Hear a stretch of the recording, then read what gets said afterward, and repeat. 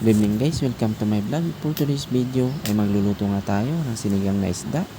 At in-repair ko na nga dyan yung mga sangkap na gagamitin natin sa ating sinigang ngayong gabi. At hinimay-himay ko na rin nga dyan yung sitaw. At habang inaantay nga natin kumulo itong tubig, taglagay rin nga tayo dyan ng medium size ng sibuyas at luya. At kulo na nga itong ating tubig, nilagay na nga natin dyan yung ating isda.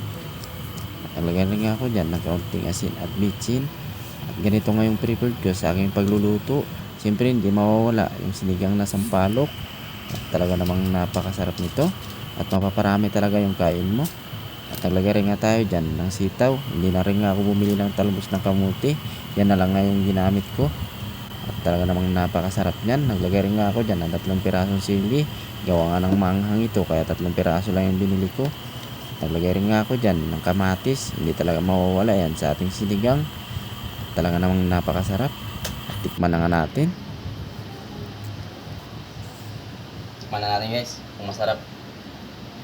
Tingnan natin ha. Sarap. Mapaparami na naman yung kain natin nito. Ayun lang guys, maraming salamat.